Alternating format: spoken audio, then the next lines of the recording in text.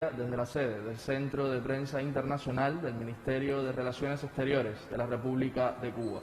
De inmediato iniciamos la conferencia de prensa del Ministerio de Salud Pública sobre la actualización de la situación epidemiológica del país frente a la COVID-19. Nos acompaña, como ya es habitual, el doctor Francisco Durán García, director nacional de epidemiología del MINSAP. Doctor, buenos días. A ustedes que hacen posible esta transmisión y al pueblo de Cuba que nos sigue cada mañana a esta hora. Hoy realmente hubiéramos querido tener mejores noticias para ofertarle a nuestras madres, y aunque las vamos a felicitar, pero lamentablemente tuvimos que lamentar en el día de ayer 3 fallecimientos, por lo cual le damos las condolencias a sus familias, a sus amistades, a sus compañeros, que realmente provoca un gran dolor. Un fallecido es un ciudadano cubano de aquí de La Habana, de 53 años de edad, con antecedentes de padecer una enfermedad psiquiátrica, una esquizofrenia, alcohólico, padecer una diabetes mellitus, una desnutrición crónica, y que después de hacer un esfuerzo de nuestros profesionales, nuestro sistema de salud, y permanecer durante 5 días en terapia intensiva, pues en la tarde de ayer, en el día de ayer, no fue posible recuperarlo de un paro cardiorrespiratorio. Y como dijimos anteriormente, en la madrugada de ayer, pues falleció este paciente, que lamentamos mucho y damos las condolencias a sus familiares. El otro paciente fallecido en el día de ayer es un ciudadano cubano de 59 años de edad, de aquí de La Habana, de Habana Vieja, que tiene como antecedentes patológicos personales la hipertensión arterial, la diabetes mellitus, el alcoholismo, presentaba además una fractura de cadera, y después de 11 días de estadía hospitalaria, una estadía en terapia intensiva, pues lamentablemente en el día de ayer, después de un grupo de complicaciones que se trataron de revertir, pero también falleció en el día de ayer.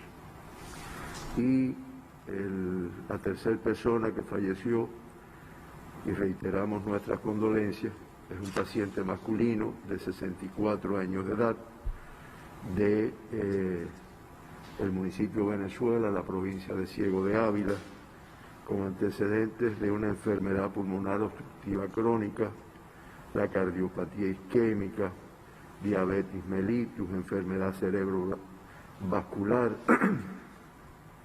y que después de una estadía, 5 días de estadía hospitalaria y un periodo en terapia intensiva, pues reitero, no fue posible salvarle la vida a este paciente. Reiteramos nuestras condolencias a sus familiares, a sus amistades que se enlutan en el día de hoy. Bueno, desde el punto de vista de la situación en nuestro país, nosotros tenemos que informar que en los hospitales se encuentran ingresados 1.894 pacientes. Ayer me sacaba la cuenta a alguien, ¿no? Y quiero que quede claro, no, pero si todos los días dan alta, si cada día se confirman menos casos, ¿por qué se mantienen tantos pacientes hospitalizados? Es que solo no se ingresan y se hospitalizan pacientes que estén confirmados con el COVID. Acuérdense, nosotros ingresamos pacientes que son sospechosos, contactos con determinadas características, y por lo tanto no son solo los pacientes. Esa cuenta matemática de yo y tantas altas son tantos confirmados, no es posible en este análisis. En vigilancia se mantienen 26, sospechosos 1.374 y confirmados 494. Se vigilan en la atención primaria de salud 4.081 personas que tienen sospecha, o más que sospecha, hay riesgo de que tengan la enfermedad. En el día de ayer, para detectar el SARS-CoV-2, que es el virus que provoca la COVID-19, se estudiaron 1.826 muestras en nuestro país. En los laboratorios de biología molecular del Instituto de Medicina Tropical Pedro Curí, 616. En el del Centro Provincial de Villa Clara, 387. En el de La Habana, 282. En el de Santiago de Cuba, 281. En el Centro de Ingeniería Genética y Biotecnología, 260. Y como resultado del análisis de estas muestras, pues 12 resultaron positivas. Como resultado del estudio de las 1.826, 12 resultaron positivas, lo cual representa un 0,7%. De esta forma, ya en nuestro país se han estudiado 67.335 muestras y de ellas 1.766 han resultado positivas, que representa el 2,62% de las muestras que fueron estudiadas. O sea, ya nosotros, en toda la historia de esta pandemia en Cuba, que siempre recuerdo que los primeros casos se confirmaron en la provincia de Santi Espíritu, el día 11 de marzo fueron los 3 primeros casos. Bueno, pues en toda esta evolución, pues se han confirmado un total de 1.700 personas con la COVID-19. Los 12 nuevos casos confirmados, todos son cubanos, 9, 75%, son contactos de casos que ya se habían confirmado anteriormente, y de esta forma se acumulan ya 1.503 de los 1.706 confirmados, 1.503 que son como resultado de contactos con casos que ya han sido confirmados, o sea, el 85,1%. En 3 de los casos que se confirmaron no se pudo precisar la fuente de infección, representa el 25%, y aunque muchas veces esta fuente aparece, pero de todas formas se acumulan 92, el 6,1%, que aún no se ha logrado detectar la fuente de infección que lo provocó. Con fuente de infección en el extranjero, y este es un concepto que lo hemos explicado otras veces, se acumulan 130 personas, un 7,4%. En el día de ayer ninguno de los casos confirmados, de los 12 casos confirmados, tenía como fuente de infección el exterior de nuestro país. Los 12 casos confirmados, de los 12 casos confirmados, 8, el mayor por ciento, el 66,6%, son del sexo masculino. Y en el acumulado de los 1.766 confirmados, 908, el 51,4%, pues pertenecen al sexo masculino. Ayer, de los 12, 4, el 33% son femeninas, y en el acumulado el 48,5% de los confirmados en nuestro país son del sexo femenino, o sea, 858. Siempre resaltamos el valor que tiene de estudiar casos que no tengan nada, y en eso vamos a explicar ahorita, porque el 33,3% de los casos positivos ayer fueron asintomáticos. Y en el acumulado, que es la cifra mayor, 848 personas que fueron diagnosticados con la COVID-19 no presentaban síntomas en el momento del diagnóstico.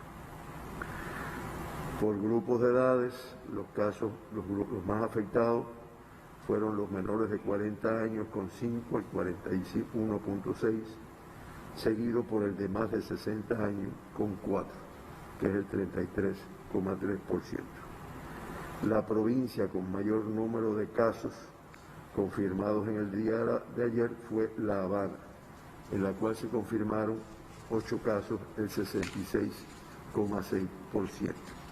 De todas formas, en La Habana,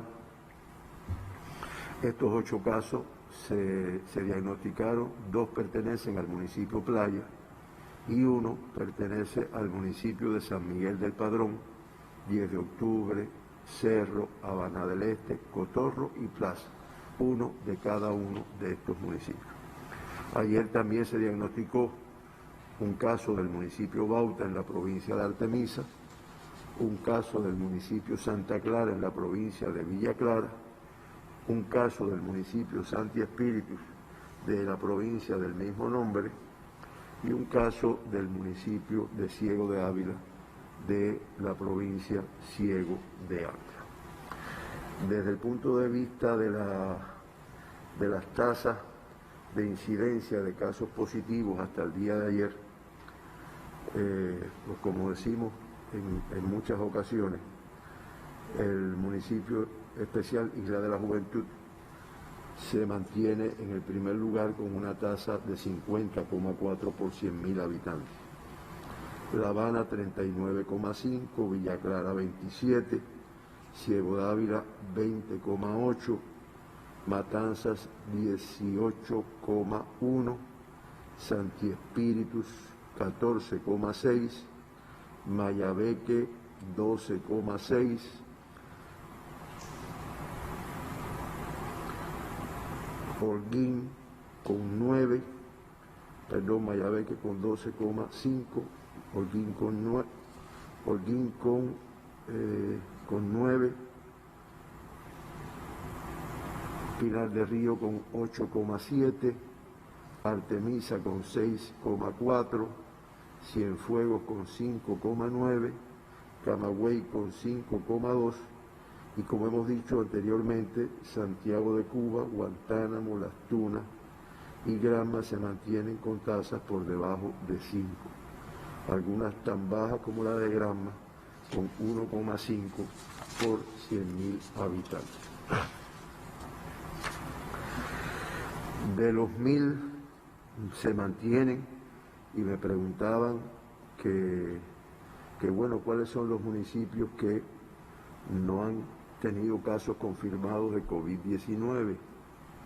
Nosotros hasta el día de ayer hemos detectado esta enfermedad en 107 municipios de nuestro país. Mañana posiblemente en una pantalla, bueno, podremos representar cuáles son los que han confirmado casos hasta el momento.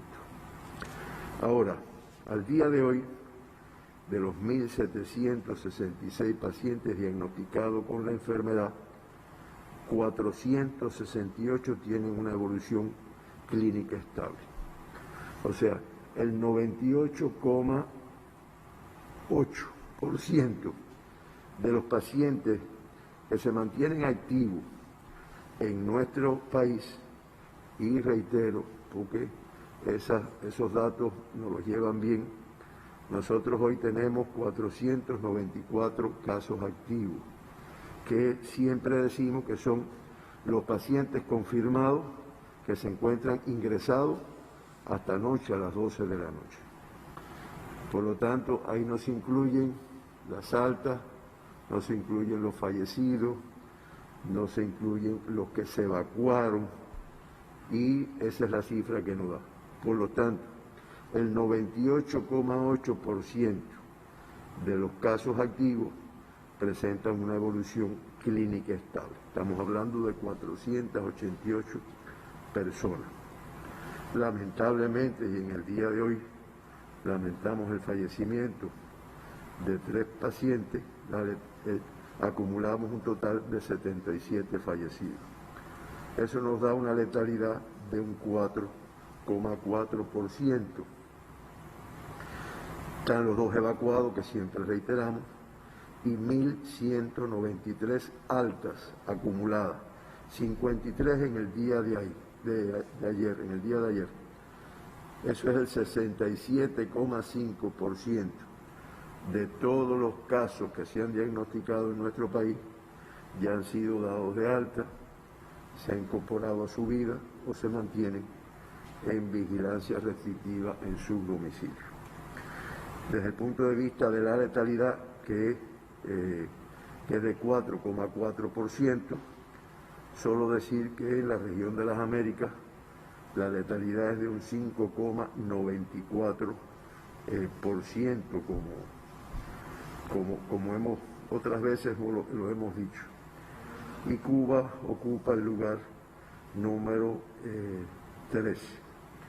De los 35 países que tiene la región de las Américas, pues 10 tienen la tasa de letalidad por encima de la tasa de la región de las Américas.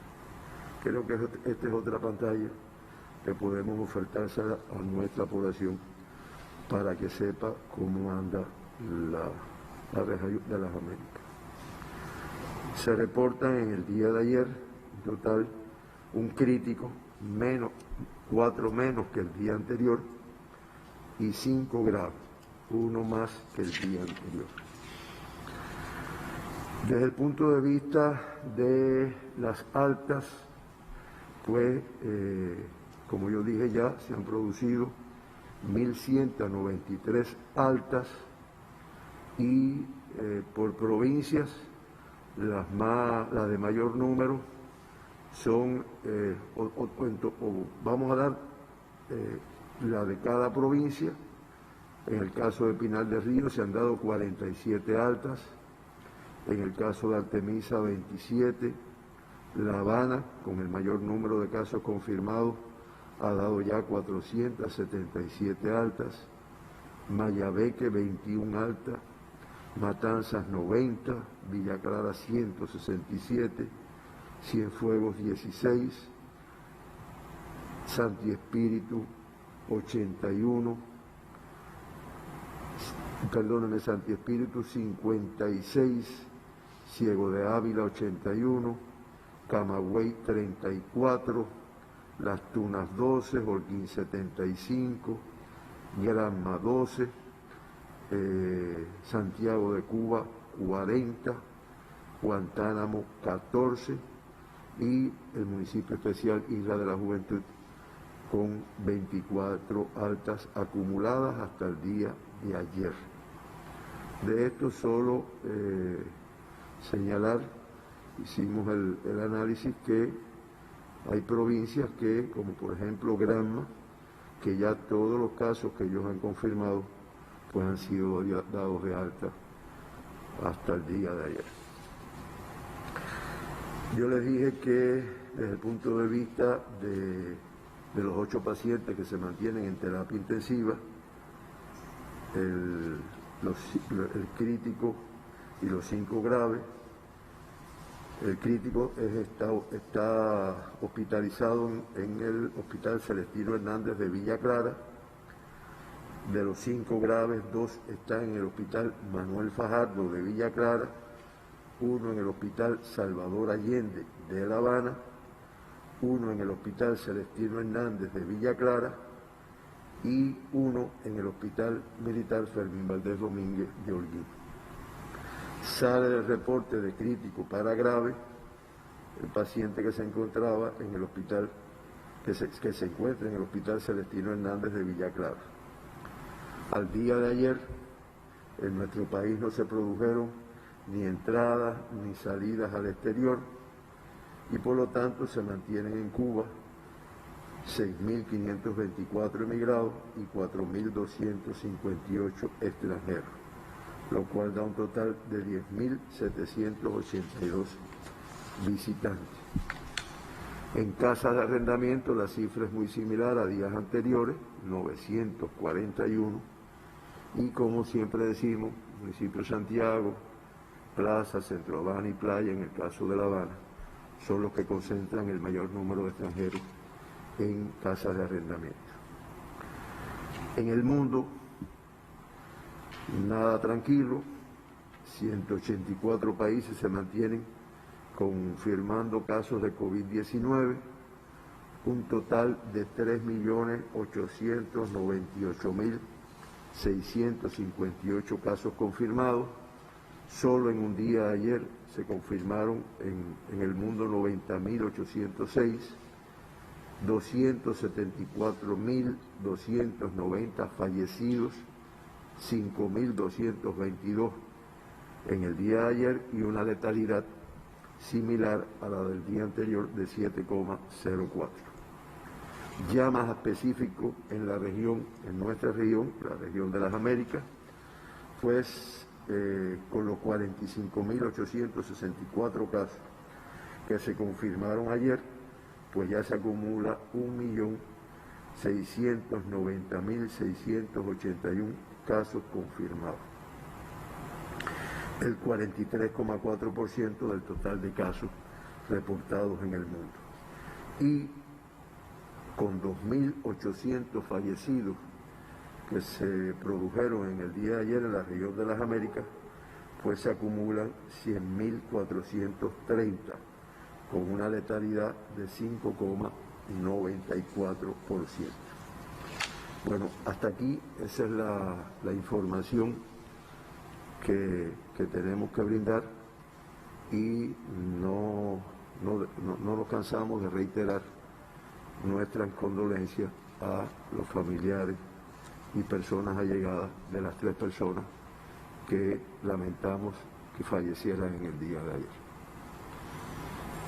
A las órdenes, conductor. Doctor, comenzamos entonces la ronda de preguntas. La primera nos la envía un usuario de Cuba Debate y dice lo siguiente: si el sistema de diagnóstico mediante la tecnología SUMA se encarga de detectar la presencia de anticuerpos al SARS-CoV-2, ¿cómo es posible detectar mediante ella a pacientes que estén en los estadios iniciales de la enfermedad cuando aún el sistema inmune no ha producido estos anticuerpos? Sí, miren, eso es algo que se ha venido actualizando desde el punto de vista científico, ¿no?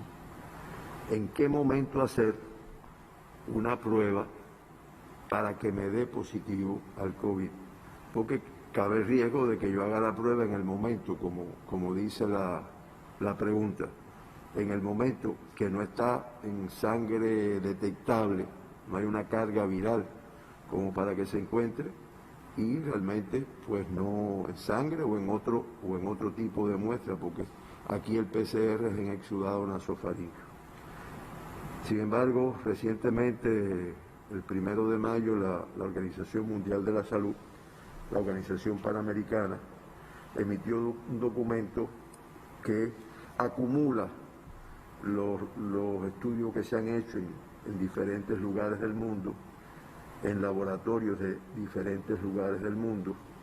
Y, por ejemplo, en el caso de la muestra de exudado nasofaríngeo que se toma para hacer el PCR en tiempo real, que es una prueba de biología molecular que siempre reitero que es de mucha confiabilidad el resultado que se tiene y que además es el criterio de confirmación de un caso.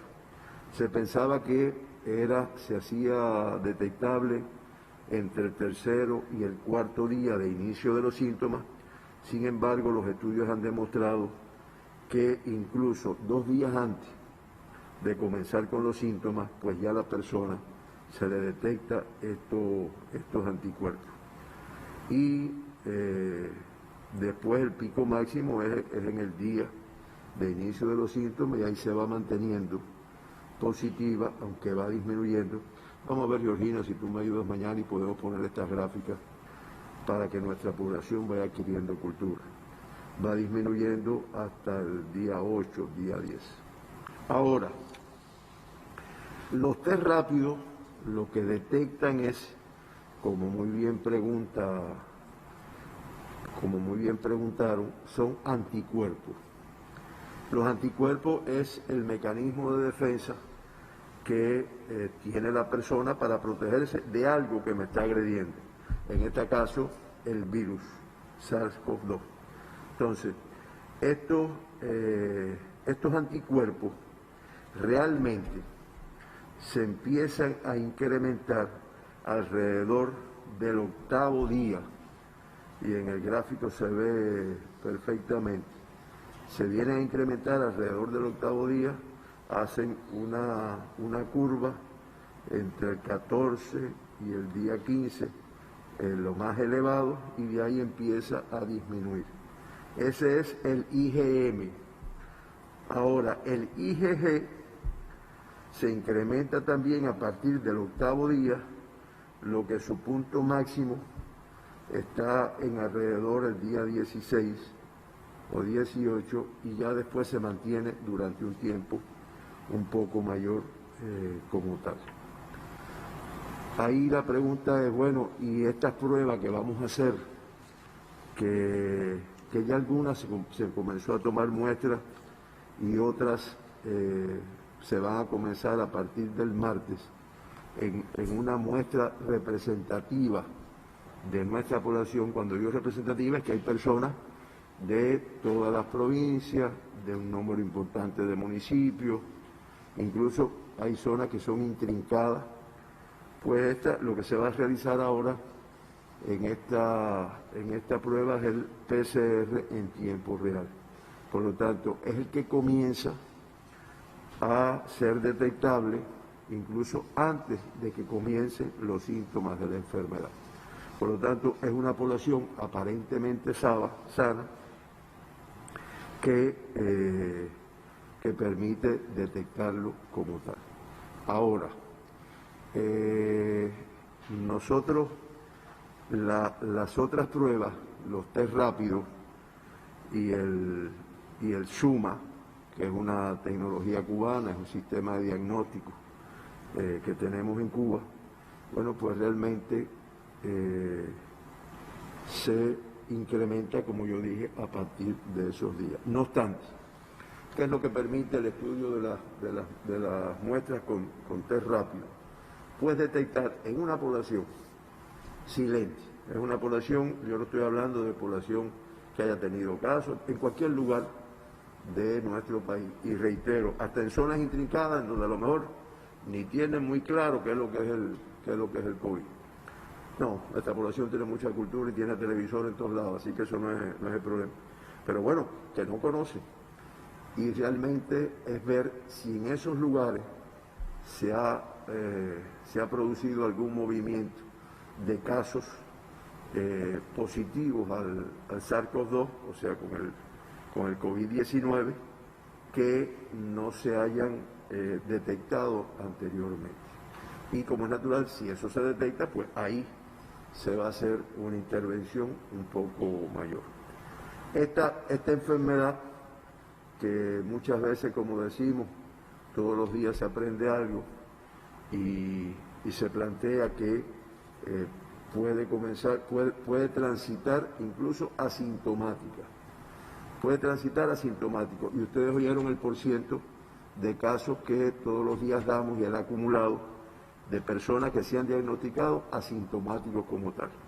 Entonces, ahí tú coges, ahí tú encuentras en esa población aparentemente sana, aparentemente sin problemas, pero que sin embargo a lo mejor ya está infectada, ya es detectable mediante el PCR en tiempo real y ya es detectable mediante el IgM o IgG, que en el caso de la tecnología cubana del SUMA, lo que va a detectar es el IgG, que son anticuerpos que se mantienen durante un mayor tiempo, pues circulando en la persona que está infectada o que tiene la enfermedad ya como tal. Es lo que podemos decir. De todas formas, son estudios que se van a hacer en la población cubana, que comienza.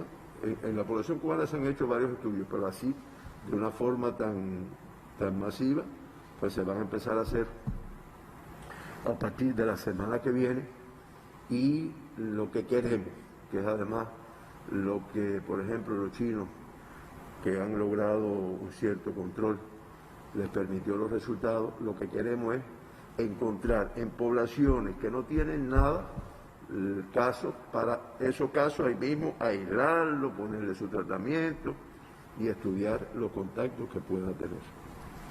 Doctor, muy relacionado con este tema, un usuario en Twitter escribe por su cuenta oficial en esta red social: a las embarazadas las incluirán en el grupo de riesgo que tendrán en cuenta para las pruebas que se realizarán próximamente. Sí, claro, se va a estudiar un universo de población y en ese universo, o sea, se seleccionaron familias. Entonces yo voy a una casa que es la seleccionada y todo el que caiga ahí se estudia, sea embarazada, sea adulto, sea niño, lo que vivan en esa casa. Ahí, primero quería reiterar que en el día de hasta ayer lo que teníamos en Cuba era un caso crítico y 5 casos graves, que realmente, sobre todo en relación con los críticos que habíamos tenido anterior, es una reducción importante y que todos están ingresados en salas de terapia intensiva con toda la ciencia en el mundo y lo que tenemos, todo lo que se ha ido utilizando para los mejores resultados, pues para salvar la vida de estas personas. Yo me voy a referir, antes de terminar, sobre todo teniendo relación con este hecho de en qué momento y dónde yo encuentro el virus. Y ya dijimos que el PCR se hace con una muestra de exudado nasofaringeo, que los test rápidos se hacen con muestras de sangre o muestras de suero de esa sangre. Y ayer encontramos en un artículo que investigadores chinos, claro, son los que han tenido más casos y han tenido oportunidad de estudiarlo, pues plantean que el nuevo coronavirus puede persistir en el semen de los hombres, incluso después que hayan comenzado a recuperarse. Esto todos lo recordamos por el Zika, porque en el Zika también, ya después que ya llevaba un grupo de estudios, pues se vio que en el hombre se mantenía el virus del Zika presente. Incluso yo recuerdo que a los hombres que se les daba el alta, se les recomendaba que durante un periodo de tiempo pues utilizaran preservativos, condones, para proteger a su pareja por este riesgo.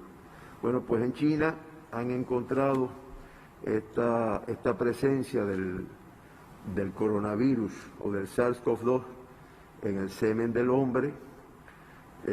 Han hecho varios análisis, claro, es una muestra pequeña de hombres que se han estudiado y por lo tanto lo que hay es que seguir estos análisis para detectar si realmente, o sea, una cosa es que yo lo encuentre y otro es que juegue un papel importante en la transmisión de la enfermedad. Lo otro es un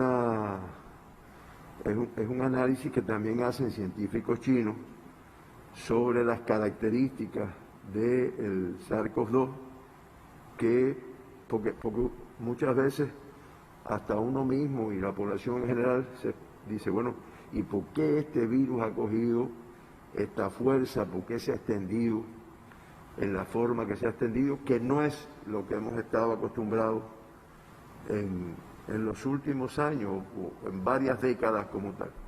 Y se ha encontrado que el patógeno es 3 veces más contagioso que la influenza común y que es posible que su propagación se frene con el inicio del verano.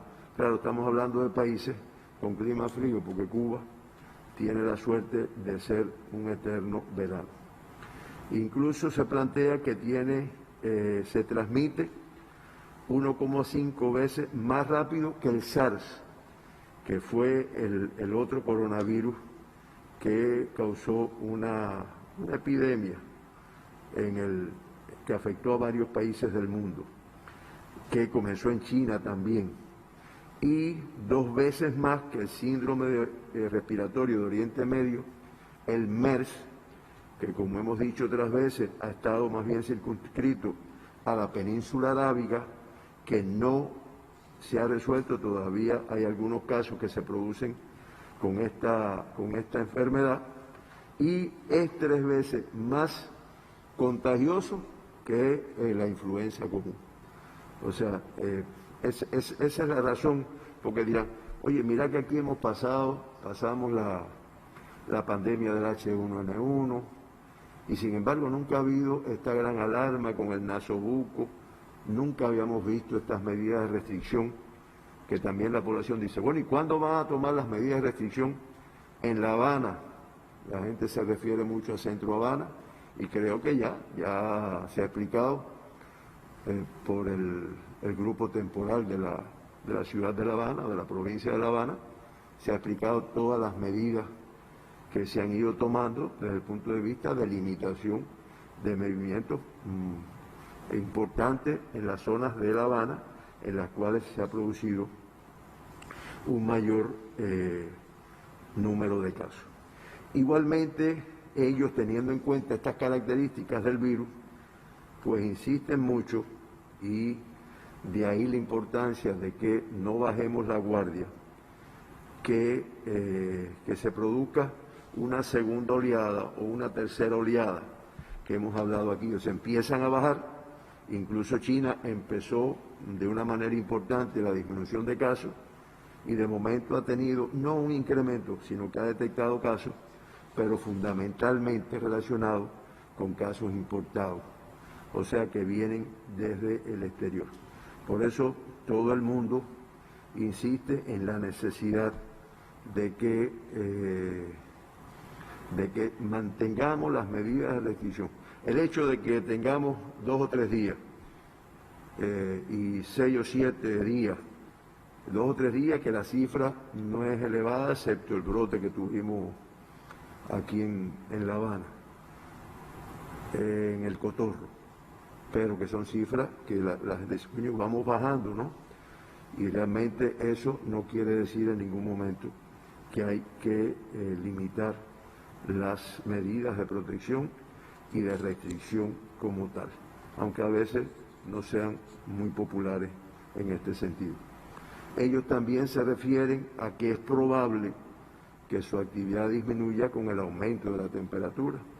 Nosotros, si fuera por eso, tendríamos suerte. Y lo otro que también hemos hablado es la famosa inmunidad de rebaño, que, como siempre ponemos de ejemplo, en Inglaterra, en Gran Bretaña, inicialmente se pensó en eso, o sea, vamos a proteger a los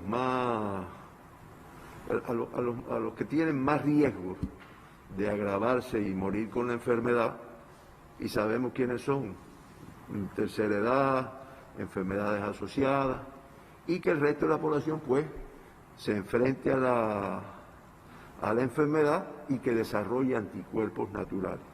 Y entonces se plantea que cuando se alcance eso, entre un 70 y un 80% de la población que se va exponiendo, claro, eso se dice así, pero en ese 70-80%, aunque sean personas que no tienen riesgo aparentemente, o no son personas de la tercera edad, pues siempre hay un grupo de personas que fallecen, o sea, no hay por qué exponer a la población.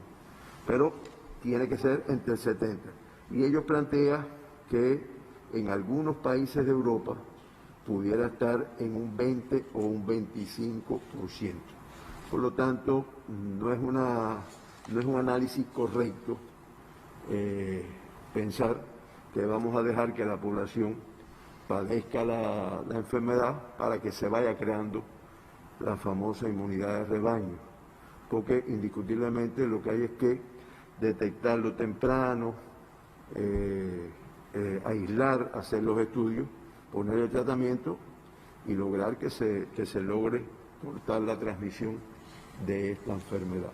Nosotros no queríamos terminar sin hacer una felicitación, creo que no es mía, es del colectivo de compañeros que estamos aquí, compañeras y compañeros, todos los que trabajamos en el área de la salud. Una felicitación a todas nuestras madres, a todas nuestras mujeres que potencialmente son madres ya por su condición de mujer.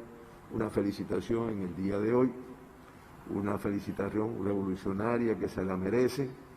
Creo que las medidas de restricción y los aguaceros que desde por la madrugada nos están afectando, al menos aquí en La Habana, pues ayuda a que se haga en familia, en la casa, nos reunamos y podamos celebrar como se merecen nuestras madres en nuestro país y en el mundo entero. Por eso, muchas felicidades en nombre de todos y muchas gracias por habernos acompañado en el día de hoy.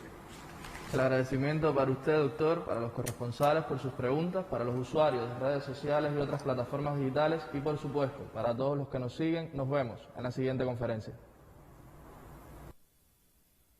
Bueno, un rápido resumen, como es acostumbrado.